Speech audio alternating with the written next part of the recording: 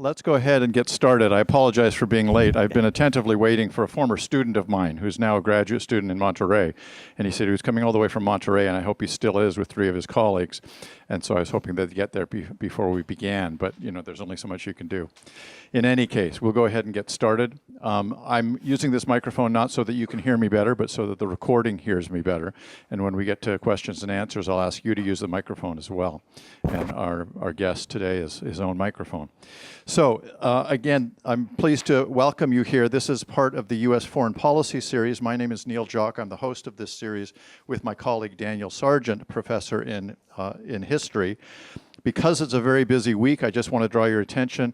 In addition to Ambassador Shyam Saran today, we have Dr. Robert Dineen speaking tomorrow here in the same room at 3 o'clock. We usually try and have them at 4, but we're shifting gears a little bit depending on the day. And he'll be talking on U.S. policy and the Israeli-Palestinian conflict tomorrow in this room at 3 o'clock as part of this U.S. Foreign Policy Series. It's a great pleasure for me today to introduce our guest, Ambassador Shyam Saran. His topic today is Sustaining the Indo-U.S. Strategic Partnership. Are their long-term perspectives convergent?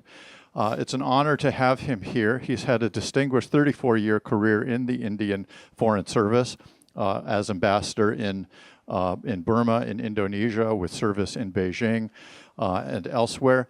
He ended his service after 34 years and was appointed the India's Foreign Secretary from 2004 to 2006, and an extremely important period of time when the transformation in U.S.-India relations that accompanied the U.S.-India civil nuclear deal was finally inked and made more permanent. It really has been a transformation, and he was at the center of that as the special advisor to, as the foreign secretary. When he retired, he was offered to continue as in that position, but he declined and continued, however, as the special advisor to the prime minister for nuclear affairs, and then moved on to, from that fairly complicated process into a yet more complicated process, that is climate control, where he served as the Sherpa senior advisor to the Prime Minister for climate issues, some of which he'll discuss today. Lastly, let me just say that he was awarded the Padma Bhushan, the third highest civilian award in India for his service, and comes to us today to share his thoughts on U.S.-India relations. So a great pleasure. Please join me in welcoming Ambassador Shyam Saran. Thank you.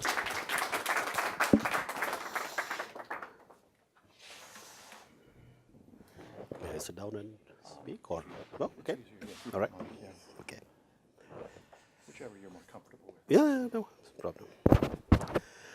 Thank you very much, Neil, for that very generous introduction. Good afternoon to all of you, and it's a pleasure for me to come and have this opportunity to talk to such a distinguished audience. This is my first time on the West Coast, so it's a special privilege to be able to come to the University of Berkeley. First time ever. And I hope this will be the first of several occasions in the future. So I have been asked to speak about the India-U.S. strategic partnership, and whether or not this is something that we can see as a long-term and expanding partnership in the future, or are there, in fact, gaps between the two countries, the way they look at the world, which we need to be conscious of and try and see how we can work together to in fact, overcome some of those gaps. So let me begin by talking about how India sees the world today and what we see as major challenges for India. And where does the India-U.S. relationship fit into that perspective? So if we look at India today, the good news is, of course, is that we have had elections which has produced a majority government, which therefore has the ability to push through a lot of changes which were not perhaps possible with the coalition governments of the recent past. We also have a leader who is seen as someone who's quite decisive, someone who's very much focused on the bringing India back to a higher economic growth path, who believes that India needs to play a more important and active role both on the regional stage as well as on the international stage. So in the ingredients in terms of taking India forward are there. Whether they will actually come into the right kind of mix and actually produce the results we want still remains to be seen. But looking at the current international landscape, it would be fair to say that even though the key element in whether or not India is able to realize whatever destiny it has sketched out for itself, is anchored in how successful we are in terms of our economic development. We have been through a very high growth path in the early 2000s. If you look at from 2001 to 2007 or 2008, India was growing at the rate of about 8%, 9% per annum. But then it has leveled off and it has actually declined. It is picking up again. But I think it should be recognized that the world today cannot accommodate another China. So India, which is also a continental-sized country, a very highly populous country, a country which will need to really bring its various economic resources, human resources together to deliver that higher growth path. If we are looking at a strategy which resembles something like what China has very successfully done in the past, I'm afraid that's no longer possible. It's no longer possible because the world today cannot accommodate another export-driven, investment-driven economy. So if we have to look at drivers for India's growth, we will have to look somewhere else. And much of that will have to come from within India itself. So if we are looking at whether or not we have an international economic environment which can be supportive of an sustained high growth path for India or trajectory for India for the next 20 years, 30 years, which is what you need really to deal with widespread poverty, to bring about a growth in the Indian economy, which will bring about at least middle-level incomes for most of the people in India. You will have to find those drivers perhaps within the country itself. Certainly not in terms of the kind of markets which were available to China in the United States of America and also in Europe and Japan. These are the three large consuming countries in the world. All these three markets are today not growing at all. The U.S. is perhaps best off amongst the three, but even in the U.S. the recovery has been rather slow, and it is still not clear whether or not the United States of America is finally on a growth path which will be maybe not 5% or 6% per year, but whether it will be even 2% or 3% per year, that is still something which we will have to wait and see. So as I said, the challenge for India is that it cannot rely upon a strategy which was quite relevant and quite successful as far as China was concerned.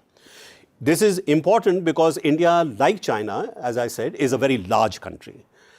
The scale that we are talking about is huge. The population that we are talking about is huge. And therefore, the challenges that we face are also huge. Even if we are looking at some supportive international economic environment, we are actually seeing the international economic order again moving in a direction which is not very favorable to India.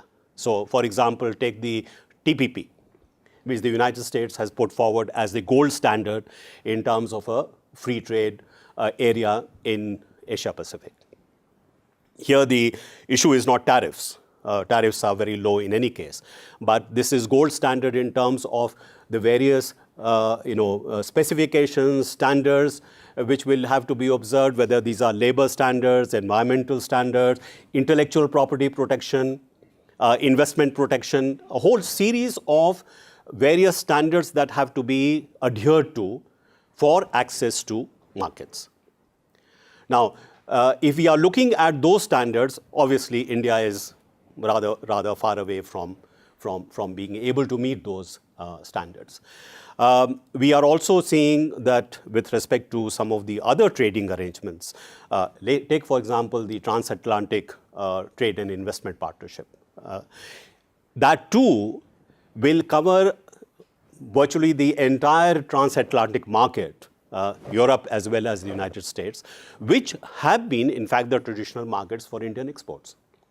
So we are looking at on this side, on this flank as well as the other flank, we are actually seeing that precisely at a time when we believe that we need to have, in fact, a supportive international economic environment for our accelerated growth. In fact, from our perspective, protectionist sentiments are in fact rising. Now, as far as China is concerned, because it is such a large economy, which is already very well integrated with the United States market, with European markets, Japanese market, because of high density of investment, volume of trade, China would be in a better position, would have far more clout in negotiating an arrangement for itself to safeguard its interests. I'm afraid India, with less than maybe 2% of the global trade, is in no position to really be able to negotiate a favorable environment for itself. So if we are looking at the international economic environment, precisely at a time when Mr. Modi is talking about make in India, is talking about how we must raise our exports, talking about foreign investment coming to India, in fact, we are finding that the international economic environment is not probably going to be very supportive of what Indian ambitions are. So that is one important challenge. Second is, what about the political landscape? Now, the political landscape for India, again, is rather complicated. It's not only a question of, dealing with the Chinese challenge. That, of course, is a challenge. But I would submit that India has, over the last 30 years or so, has been remarkably successful in being able to manage what is a very complex relationship through a mix of some confrontation, but some collaboration. There are issues on which we are able to work together with China. There are issues on which we have to confront China. But essentially, by and large, we have been able to maintain the peace, as it were, and to expand the area of convergence wherever possible with China. But the challenge actually is much wider than that. Why is it wider than that? One is that with regard to, if we look at our own region, that is basically the Asia-Pacific region. Again, I will take the two flanks. If we are looking at the western flank is extremely important to India because most of our energy supplies come from the Gulf, from what we call West Asia and what you call Middle East. Secondly, we have something like 6 million Indians who live and work in the Gulf. And of course, there is also the remittances which come from Indians who are working there, which is an important contribution to Indian coffers. But there is also another very important element, and that is India, as you know, is a multi-religious, multicultural, very diverse, plural society. We have a very large Muslim population. We have probably the second largest Shia population after Iran. Not many people, I think, are aware of that. We have so far been remarkably successful in being able to run this kind of plurality despite setbacks here and there. What is today happening in the Gulf and West Asia is that not only is there a breakdown of the state system in that region. There used to be a kind of a balance, informal balance of power which was maintained in the region. 4 pillars of which I would say were Egypt, Saudi Arabia, Iran, and Iraq. And then you had the U.S. alliance with Israel as a kind of a a master valve which was located in the region. This survived for a number of decades after the Second World War. But then, for obvious reasons that I did not go into, this particular balance of power has completely broken down. And not only has this broken down, but it has generated a lot of sectarian conflict in the region. Part of this has been related to the geopolitics. If you have Sunni fundamentalism, which is being used to isolate Iran, Iran in turn, reacting to that by supporting Shia communities in other countries.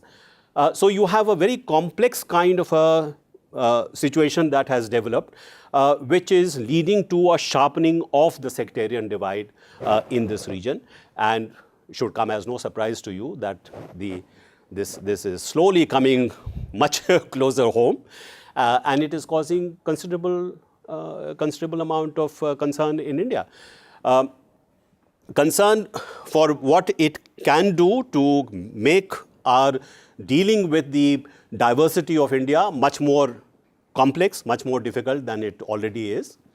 But secondly, what will it do to our economy if our current dependence on energy supplies from the region are disrupted?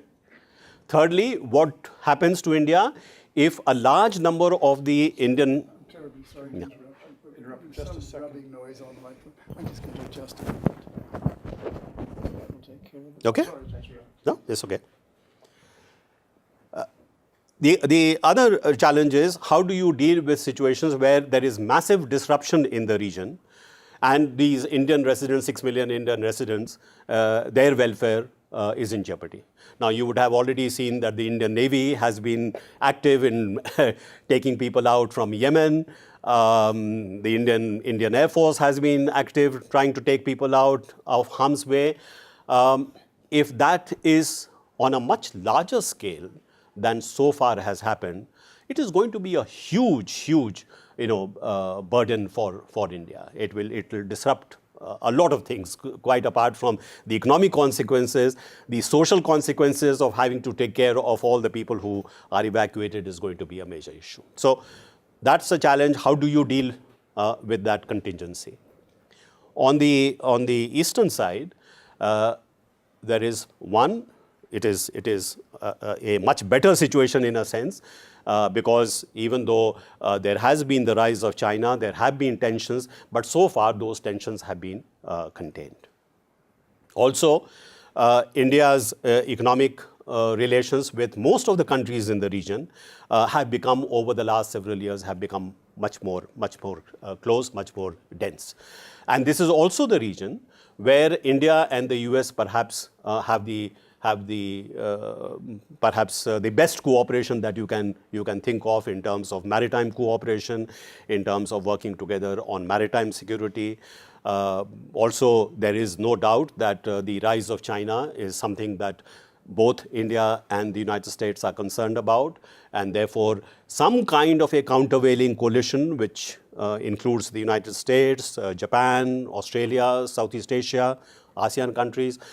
This is a coalition which is very important to India, because this is one way of allowing you to manage the relationship with China. So one is not talking about containment in the classic Cold War sense, but one is certainly talking about a group of countries who see a certain common objective in ensuring that whatever economic architecture or whatever security architecture which emerges in this region is something which still safeguards our respective interests. So far, as I said, the situation on the eastern flank has been relatively better. Now, here as I said, the most important element in the India-US relationship here is the very strong maritime cooperation that has emerged over the years since the two countries started their strategic partnership. Now, it is if we are looking at the India-U.S. partnership in this context, which is the more immediate context, I'm not even talking about the global aspect because that will take much more time. But in this context, why is the India-U.S. relationship important? Well, number one, in terms of any economic ambitions which India has, in terms of raising its growth rate, if much of modern growth is technology driven, in fact, the US is an indispensable partner in that respect. So a lot of the focus in terms of the India-US strategic partnership, in fact, has been on technology. Not many people realize that one of the reasons why the Indo-U.S. nuclear deal was important for India was not only just for the nuclear cooperation, civil nuclear cooperation, but because the Indo-U.S. nuclear deal also enabled a number of technology denial regimes which had been constructed around India, originally because of the nuclear issue. In fact, those got dismantled. So we started off in 1974 when India had its first nuclear explosion. A number of sanctions were put on India, number of technology denial regimes were put across around India. These were all nuclear related. Then, as you know, these kept on getting expanded to include all dual use technologies. And finally, we came to a point where virtually any advanced technology could be denied because it could be perhaps used for the nuclear sector. So when we managed to do the civil nuclear agreement, as I said, not only did it enable India and the United States to think in terms of cooperation in the nuclear sector, but also very importantly, it allowed a large number of those technology denial regimes to be dismantled. So now there are very few actually technology denial regimes with respect to some entities in India which are there, but virtually all of them have been removed. And this has also had a very good impact in terms of our relations with other important technology sources like Europe, like Germany or Japan, which also took their lead from the United States. Now, when the civil nuclear deal came through, in fact, most of these other countries also dropped their technology denial regime. So this has been extremely important in terms of the economic prospects for India. If you are really looking at technology for really upgrading your industry, for accelerating your growth, this is going to be extremely important. The other reason why the India-US strategic partnership is important is because in terms of some of the issues that we have had to deal with, and I mentioned to you what has been happening in the western flank. One area which has become very important in terms of cooperation is, in fact, terrorism. Now, this is something that particularly over the last 10 years or so, has probably become one of the most important components of the India-US strategic partnership. Not much talked about because of the very nature of the cooperation, but this is in fact a very important part of the cooperation. So there is a lot of exchanges that are taking place between the counterterrorism officials of the two sides on a regular basis. One important change since I was Foreign Secretary is that 10 years ago, you could not talk to the US about Pakistan. That was something off the table always because of US relationship with Pakistan itself. That has gradually over the years changed, and especially after Mumbai, when the terrorist attack took place in Mumbai, where a few US citizens were also killed. Since then, in fact, the scope of cooperation, counterterrorism cooperation has really expanded quite significantly. And I would think that this going forward, as long as this remains a challenge for the United States as well as for international community, this is probably going to be one of the areas where because of the nature of the subject we are talking about, there is far more mutual trust, far more mutual confidence than we have had for a very long time. And the third element, which of course is not likely to change in the coming years, is how to deal with the rise of China. This is something which the United States is very much preoccupied about. What I mentioned was the fact that whether the US or India likes it or not, China's rise as a major power with very significant economic capabilities, security capabilities is a reality. Now, the question is, how do you deal with that reality without getting into a situation which may end up in war? In this respect, I think both India and the US have, in a sense, a similar policy that you engage, but at the same time, you ensure that you have enough capabilities deployed to be able to deal with any kind of contingencies which may arise. The precise mix of this engagement and confrontation will probably change as the situation in the region changes, but essentially, in very simple terms, that's the strategy which both countries follow. But in terms of both India and the United States, their respective engagement with China, I think unless there is a great deal of mutual trust and confidence as well as very regular engagement, it can lead to misunderstanding. For example, in India, sometimes people say, will there be a G2? Would China and the United States come to some kind of an overall strategic arrangement, and India would be left high and dry? Or there is also sometimes a concern that in the US, why has India joined the Asian Infrastructure Investment Bank, or what is the BRICS all about? Is it only India trying to maintain a degree of engagement with China, or is this something more strategic in nature? Now, in order to avoid those kind of misunderstandings, of course, it is very important that there should be very constant conversations between the two sides. That is something which has been taking place. Today,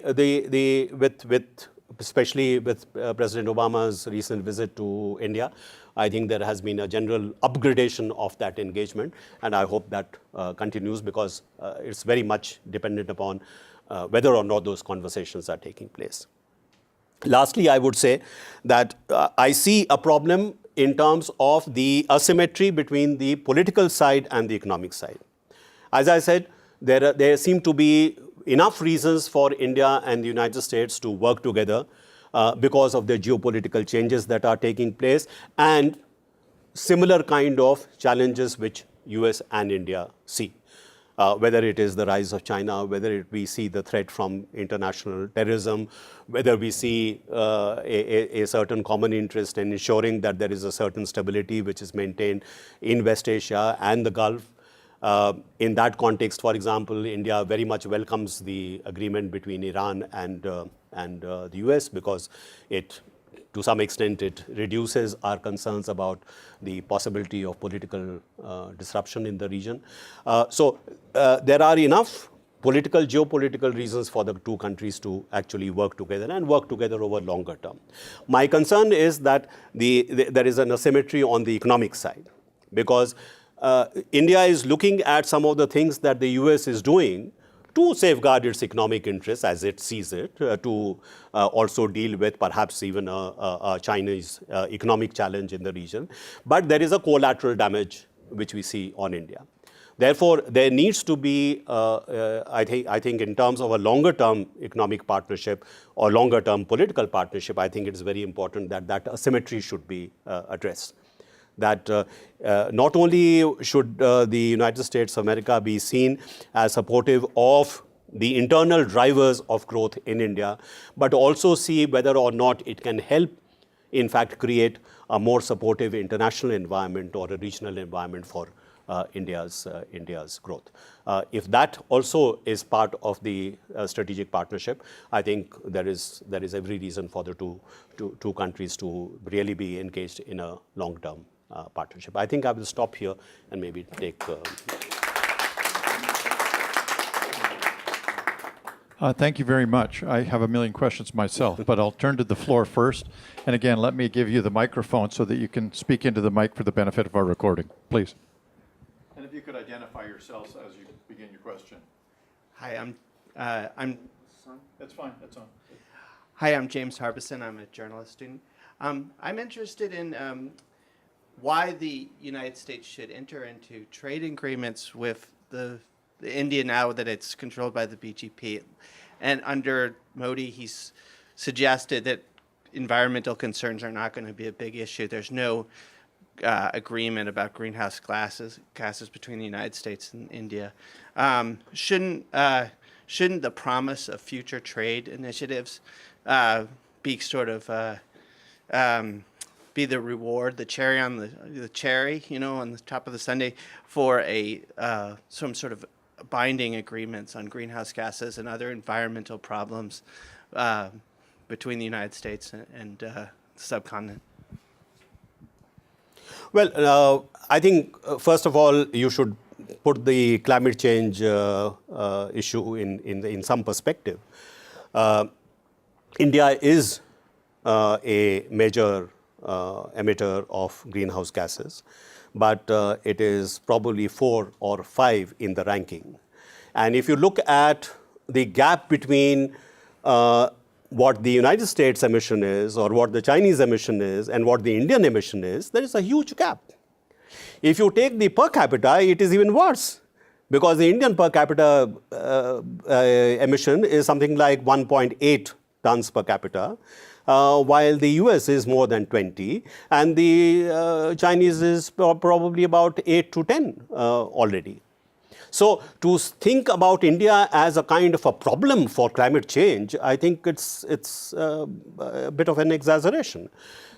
Now, people have said, well, the US and China have come to an agreement and, India must step up to the plate. If you look at what has been agreed upon between, say, the US and China, China will peak in 2030.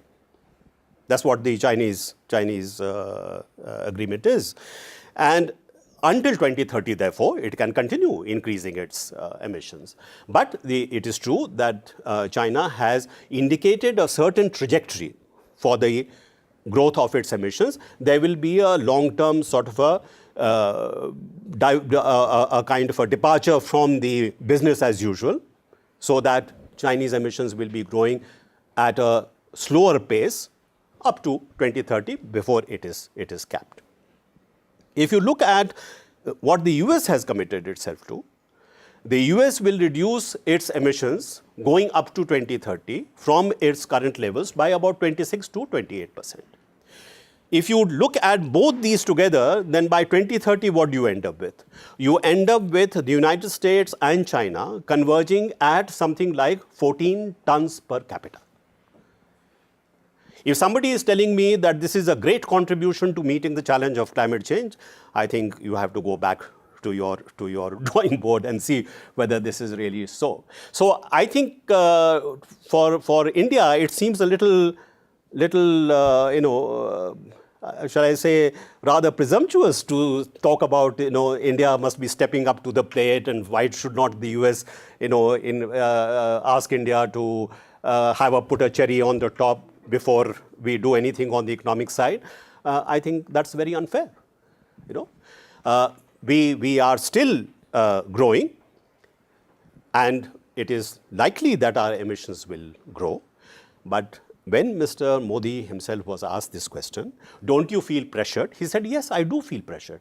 I feel pressured not because the United States is asking us to do something or the rest of the world is asking us to do something, but because it is good for India that we should make a strategic shift from our current reliance on fossil fuels to a pattern of growth which is based more on renewable sources of energy, clean sources of energy like nuclear energy, because also it makes sense to us from the point of view of energy security, not just from the point of view of climate change.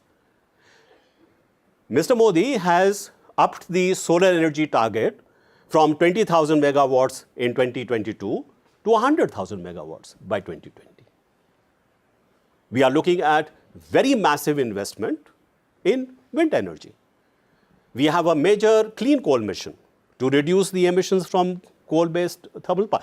We have a tax on coal, which Australia, much richer country than India, will not even talk about. So I think to sort of point fingers at India on this issue, I think we have done far more within the limits of our resources than most developed countries have. Thank you. A question here, and then I've got two more over on that side. Hi, I'm Shyam Saran. Thank you for being here. So my question relates to kind of the same topic. So what is stopping the US and India from reaching more agreement on green technologies when it comes to, cooperation on reducing greenhouse gases? Because like with the nuclear deal, as you said, technology denial regimes have gone down. So what is the stumbling block? There is no stumbling block. In fact, India and the United States have one of the most extensive programs for cooperation in green technologies and energy efficiency. Problem is not on the bilateral side. Bilateral side, actually, we are doing a great deal together. The problem is the multilateral side, where the United States believes that India is taking positions with other developing countries which are not seen by the United States as being very helpful. Our perspective is different because we are a developing country. And we have a different perspective in terms of who's responsible for the greenhouse gases which are accumulated in the atmosphere. So, given the fact that there are differences, we should accept those differences, try to see whether we can come to some common understanding. But in terms of bilateral cooperation, actually India and the US are doing a great deal together. If you take India's Energy Conservation Act, which has identified 15 highly energy intensive and therefore carbon intensive industries in India, where there would be mandatory benchmarks for energy efficiency. In drawing up that legislation and how those benchmarks would be laid, in fact, most of the assistance came from the United States of America. The same thing is there with respect to the energy conservation building code. That is, most of India's infrastructure remains to be built. If those are energy efficient buildings, your power consumption will be down, therefore your carbon intensity will be down. That has been drawn up almost entirely through assistance from USAID. We have a US-India Clean Energy Center. A lot of projects, joint projects are being done under that center. So on the bilateral side, I'm afraid there is no problem. In fact, that cooperation is expanding. Problem arises when we come to the multilateral forum, where we are, yes, on opposite sides of the fence. And the US is particularly unhappy with India because a lot of other developing countries take their cue from India. They wait to see what India's position is going to be. And this the US doesn't like at all. Because were it not for the Indians who go and speak English also, which unfortunately for our Chinese friends, they manage to get away because they don't so much. So most of the developing countries, wait to see what India is going to do. And this is extremely inconvenient to our American negotiators.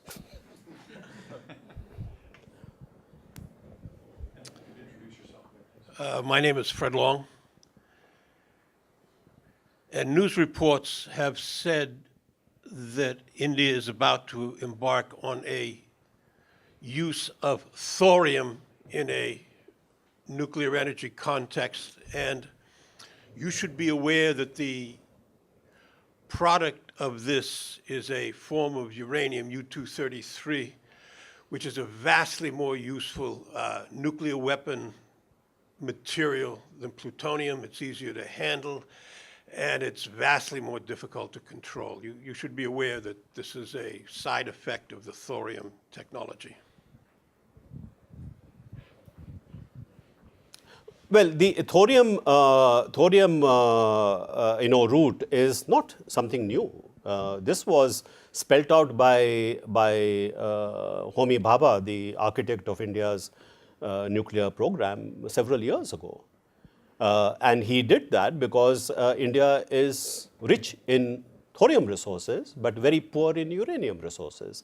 So there has been an ongoing research and development program precisely to see whether or not we are able to get to a technology that allows us to use thorium as a fuel, which will enable us to expand the civil nuclear energy program quite significantly. Having said that, I'm afraid we have not made much progress in that respect so far. So it is certainly nothing new, and the concerns that you have expressed, I'm sure that our people are very aware of those concerns. I know converting the natural thorium to fuel is one of the more challenging mechanical problems that people have faced. And if you solve that, please tell us how you did it, because we were not successful in the United States. There are a number of people who are very all of the There was a thorium reactor that they Yes. shut down. Yeah. There was one used Understood. for some years. Thank you, Mr. Ambassador. I'm David. I'm an intellectual property attorney here in Berkeley. On the pending Iranian-U.S. Western negotiations, what is India's formal position? And secondly, do you have any concerns with the Shiite minority in India in regard to those negotiations? Well, the formal Indian position is that, number one, we have stated quite clearly that we would expect that Iran, as a member of the Non-Proliferation Treaty, will observe its obligations and enjoy its rights as a member of that treaty. We have also stated that India would prefer not to see an additional nuclear weapon state in the region, because we also believe that were that to happen, there could be a cascading effect with respect to several other countries in the region, and that would be a security nightmare. We have also said that the way to resolve this problem is through dialogue and negotiation, and not through armed confrontation or any kind of a attack on Iran. And we have all along supported the P5+1 dialogue process with Iran, and we are very happy with the interim agreement which has been reached. And in a sense, it would help, because Iran has been traditionally a very important energy partner for India, and this has been adversely affected by the sanctions, including UN sanctions. And as far as the Shia-Sunni issue is concerned, as I mentioned in my opening remarks, that we have the second largest Shia population in India. I don't think that either the Sunnis or the Shias in India have been particularly sort of engaged with what is happening in these negotiations. They are more concerned about what's happening with respect to the fighting which is going on between the Shia and Sunni groups in the area. Particularly, there are a large number of Shia pilgrims from India who go to the region for pilgrimage. And they find this being impacted. They have, of course, a lot of traditional links with Iran. And there is an impact, but not specifically, I do not think, with respect to the nuclear deal itself. Thank you. I'm Professor Goldman from South and Southeast Asian Studies. Mr. Ambassador, it was very widely noted around the world that your Prime Minister invited the Prime Minister of Pakistan to his inauguration, which people took as a very promising sign. Can you give us your views on the possibility of future warming relations between India and Pakistan? Well, it should be quite apparent that any kind of role that India wishes to play in the region or globally, unless we manage our own neighborhood, this will always be a constraint on whatever role that India wishes to play. So it should come as no surprise that establishing normal, if not very friendly relations with Pakistan is something which makes a lot of sense for India. Now, whether or not it makes sense for Pakistan, that's a different issue. I mean, that's for Pakistan to decide. I think what you would have seen is that several governments over the last several decades, I would say, have in fact reached out to Pakistan. You have Mr. Vajpayee's famous bus ride to Lahore. You have had the effort made by Dr. Manmohan Singh. And you have had somebody who was very critical of the reaching out by the previous governments, Mr. Modi, who himself reached out, as you said, by inviting Nawaz Sharif. So each time there has been a sense that despite the tensions between the two sides, India must try and try to at least establish some kind of a normal relationship with Pakistan. But I would be the first to admit that India has failed so far. It has failed because, on the other side, there is a political dispensation which is very heavily influenced or sometimes controlled by the armed forces. And the way they look at the interests of Pakistan is from a very narrow prism of the military itself. And our experience has been that whenever there has been a possibility of a significant breakthrough in India-Pakistan relations, this has always aroused some reaction from those who obviously see this as undercutting their political position. So if you ask me, I would say that the best way forward is through very incremental steps. Because every time you try to do something dramatic, there is usually a dramatic reaction as well from the other side. So that doesn't work. Every maybe Prime Minister has felt that I must do something historic, a historic breakthrough. I'm afraid historic breakthroughs are not possible with Pakistan. I think the best way to deal with the Pakistan challenge is by incremental steps. And in a sense, if you look at from 2003 onwards, it is precisely those incremental steps which have actually stayed, whether it is in terms of the trade relationship or the transport links between the two countries, or even the more relaxed visa regime despite what happened after Mumbai. Despite the seriousness of Mumbai, the transport links were never cut. The visa issuing did not go down from what level it had reached. The trade did not go down. A lot of the trade now takes place through third countries, either through Singapore or through Dubai. So if you take that volume of trade, actually it has expanded quite a bit. So if you put in place these incremental steps, perhaps the cumulative result of those incremental steps may be a much better relationship. But if anybody is looking for some kind of a dramatic breakthrough in the relationship, I'm afraid it's not going to happen. Don't forget, the narratives, historical narratives of the two countries are completely different. Pakistan has a different take on why partition took place. India has a completely different take on what partition meant.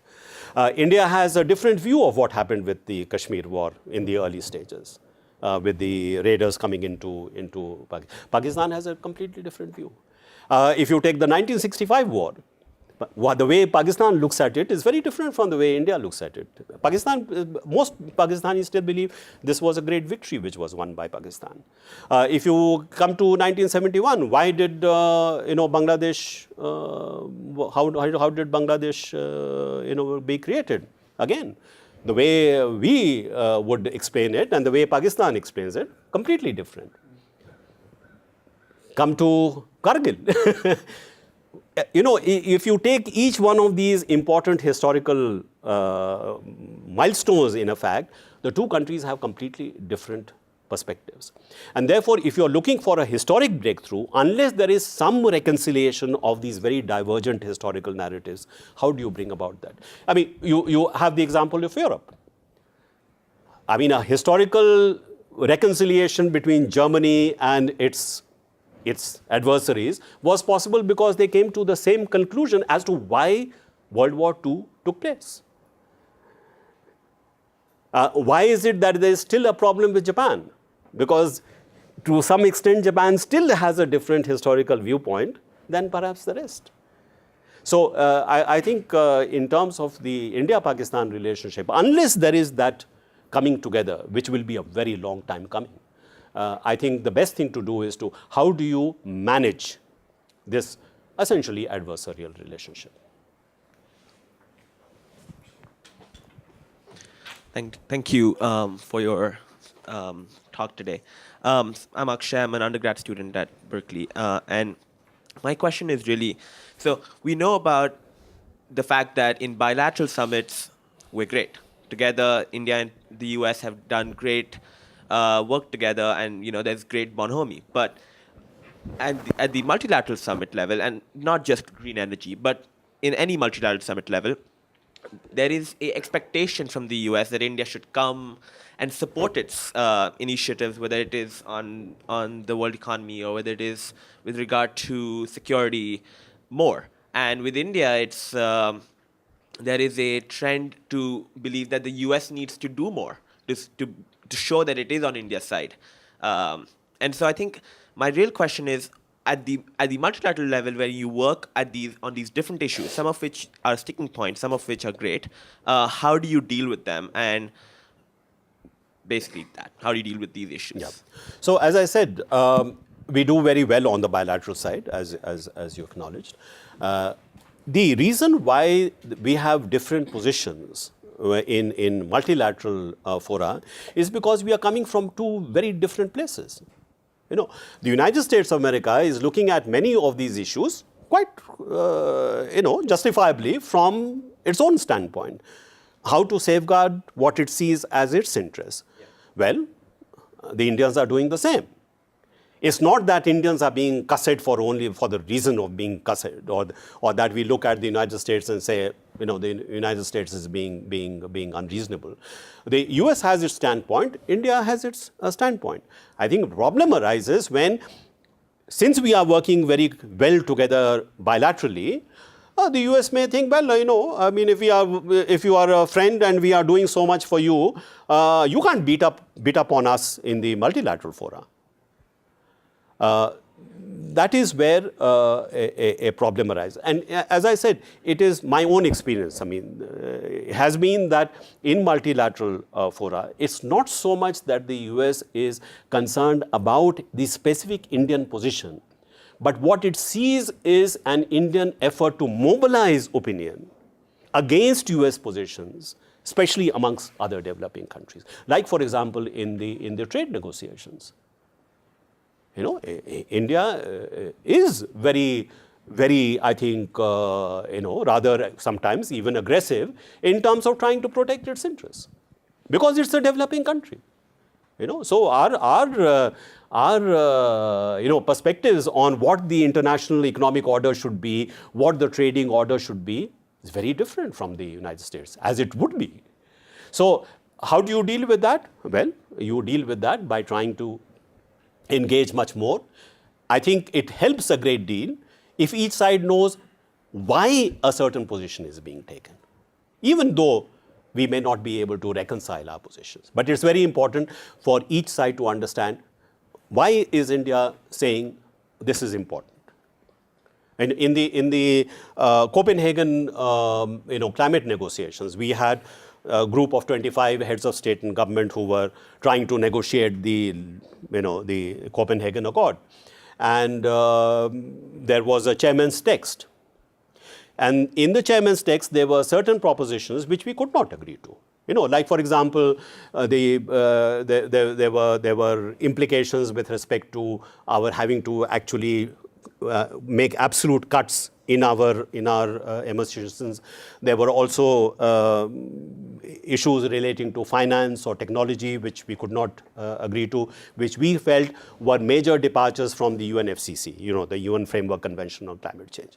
Now, when those paragraphs were being dealt with, I was the chief negotiator, my prime minister was not there. So I had to raise my hand each time and say, sorry, I cannot agree to this. And they were getting very, very irritated.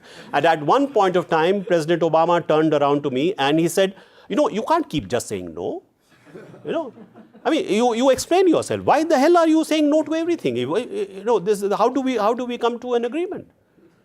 So I had to explain to him why we were taking certain positions. And to be fair to him, after listening to me, he said, well, fair enough. I mean, if that is the reason why India is taking the position, I don't agree with it, but, it figures. I'm Lawrence Berman, a psychologist and alumnus of this university. I'd like you to elaborate a little bit more on the economic driver for India. I can see with China, their wealth has been created by exportation. You don't see that as an option for India in the present circumstance.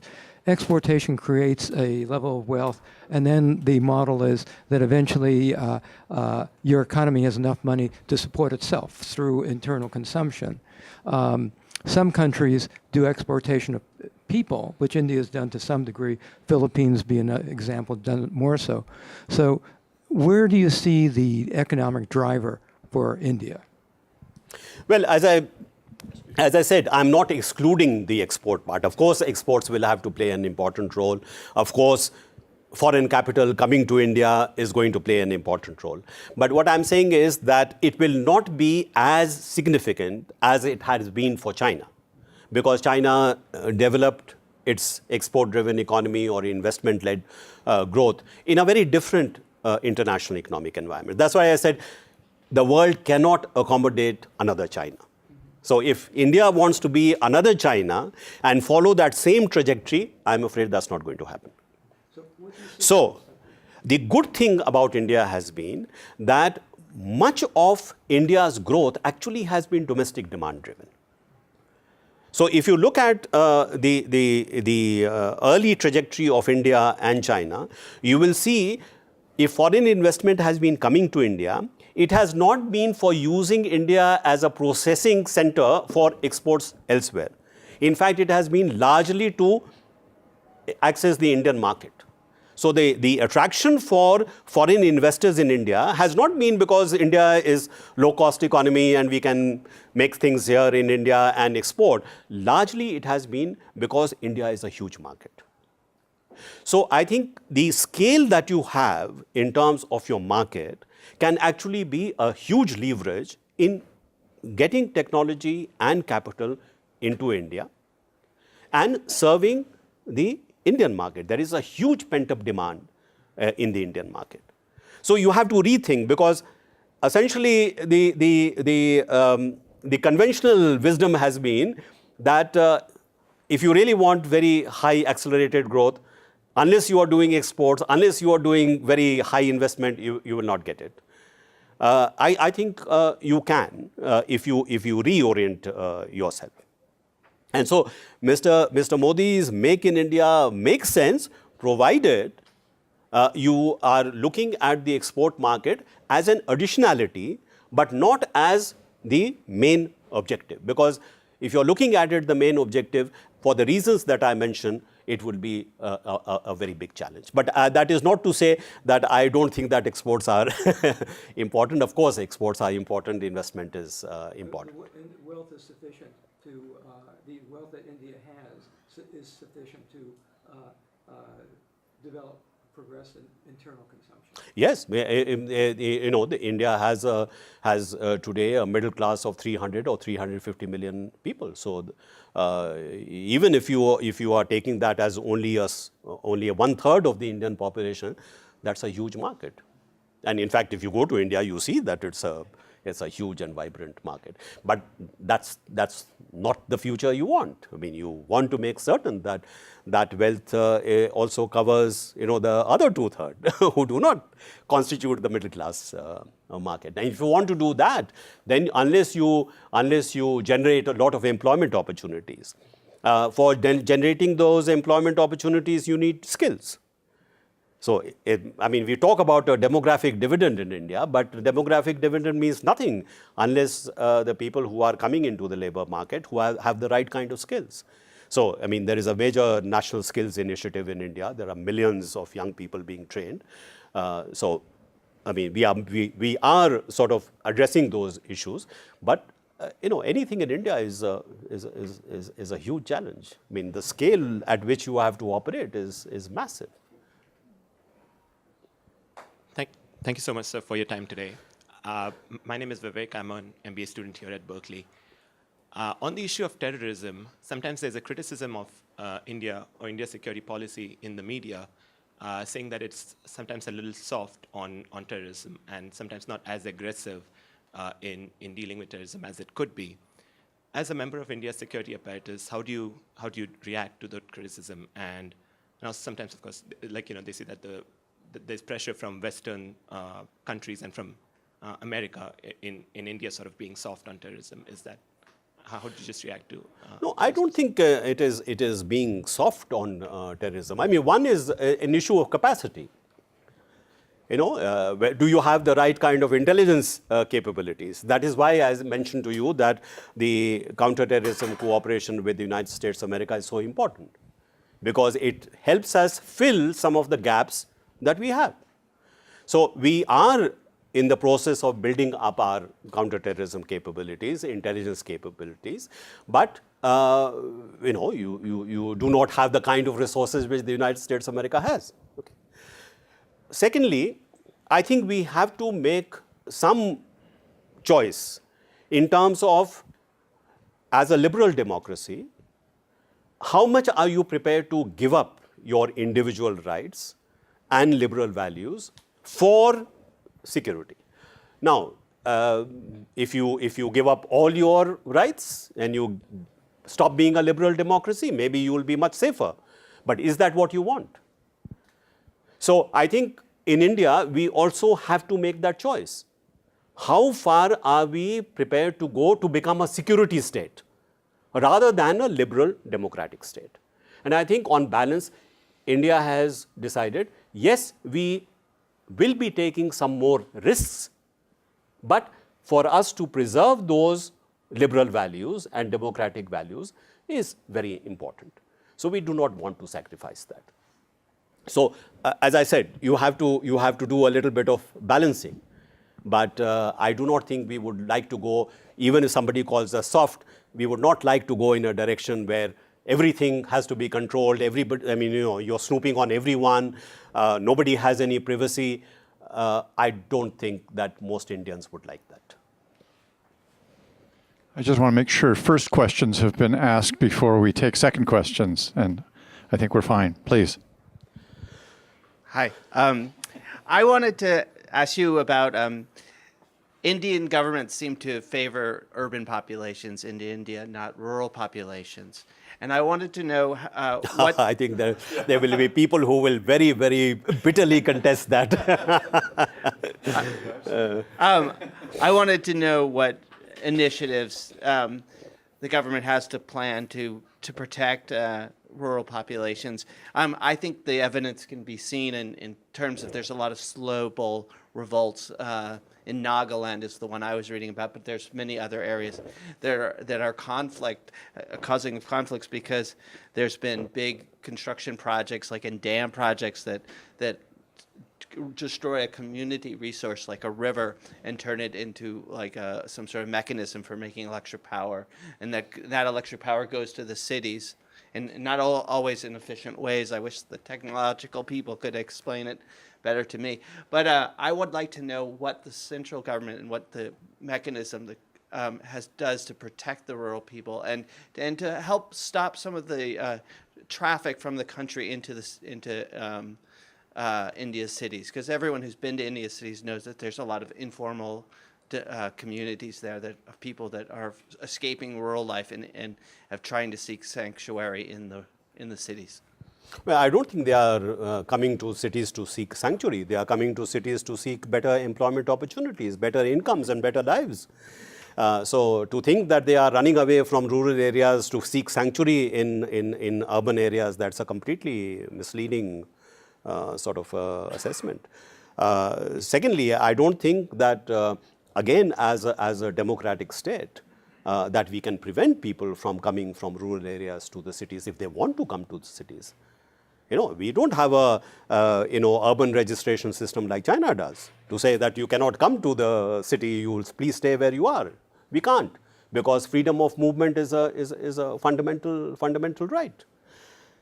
In terms of how do you protect rural communities, of course, you have to protect all your citizens, including rural population. If you have been familiar with the debate which is taking place, for example, on the land bill issue, you will see that a lot of people will be saying that you have actually gone in the completely the other direction in trying to protect rural populations, because under the current bill, unless 80% of a particular community say yes, you cannot acquire land even if you are ready to pay the market price. So I don't think that anyone can say that India is actually not protecting its rural population. And if you look at one of the major points of controversy with the United States of America, it is the protection of our rural population. We say we cannot accept certain kinds of trade measures because it will deprive a very large number of farmers in India of their livelihood. So survival of those populations is something that is very important and has to be taken into account in any trade negotiations that we are having under, the WTO. So are we doing the best job possible? Maybe not. We can still do more. But to think that India is not taking care of its rural population, I think the judgment most people make is India is going too far in trying to protect its rural population. In fact, it would be better if India actually encouraged urbanization and encourage the transfer of more and more populations to the urban areas, rather than to try and keep them still fixated on their little plots of land. I think we can take one more question, and then we'll give Ambassador Saran a break from this barrage. Sorry, I forgot to introduce myself the last time. I'm Anshuman Tiwari. I'm a Master in Public Policy student here. So you started off your talk with the caveat that India's growth as a global power will be driven by the economic clout that we'll have.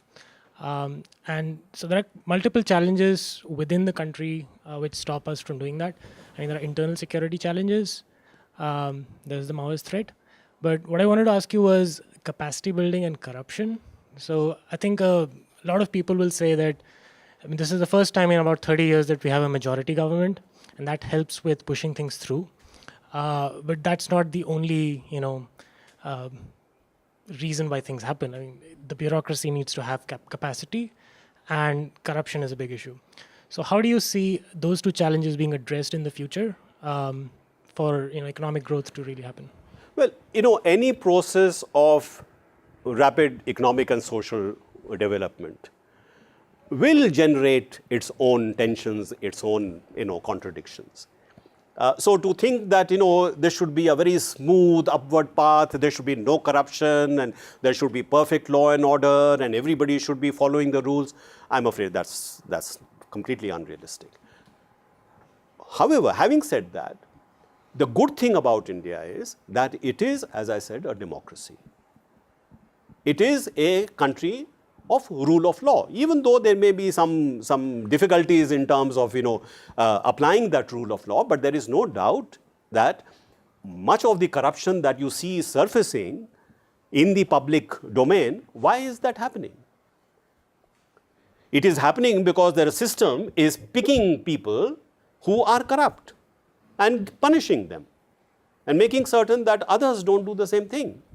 So you have a very strong, controller and auditor general in India. You have courts which are very independent. You have very strong audit systems. You have parliamentary committees which look at, the government expenditures. So one you may say, there are so many cases of corruption in India. But the reason why you are seeing so many cases of corruption in India is because the system is actually working and is catching those who are trying to make money out of the system. So I don't think that one should exaggerate the importance of, corruption is destroying India. I don't think. In fact, I would say that it is one of the good things about India over the last 10 years has been how effective. There's nothing to do with me. How effective the system has been actually in monitoring and in redressing these kind of issues. Okay, so capacity building, as I said, is a major issue. I mentioned to you that there is no point in talking about demographic dividend unless you have the right kind of skills. So about 10 years ago, we started the National Skills Initiative. And now it has become a huge movement for providing skills to people who are coming into the labor market, trying to match what the industry requires, what other sectors require, service industry requires, with skills that people have all across India. There will be a little time lag before it actually starts giving you results, but that is happening.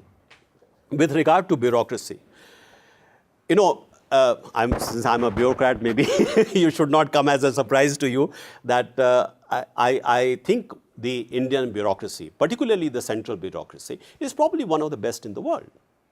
For a developing country, the kind of managerial skills, the administrative skills that the Home Civil Service have, look at the Foreign Service. We are running the foreign policy of a country like India with hugely expanded engagement with something like 700 to 800 diplomats. So, on the one hand, this is certainly a big limitation, but on the other hand, here are a group of people who have done a pretty good job in terms of managing the country's foreign policy despite those constraints. There is an expansion taking, even in the Foreign Service. The government has decided to double the number. But of course, doubling the number will take some time, and you can't immediately see the results. It's the same with respect to the domestic civil service. I mean, I don't know whether they come here to Berkeley, but I mean, groups of young Indian administrators are sent to Harvard for 3 weeks. They go to School of Business for several weeks, precisely in order to give them a much broader perspective in terms of the job that they do. But don't forget that India is a hugely complex country to manage.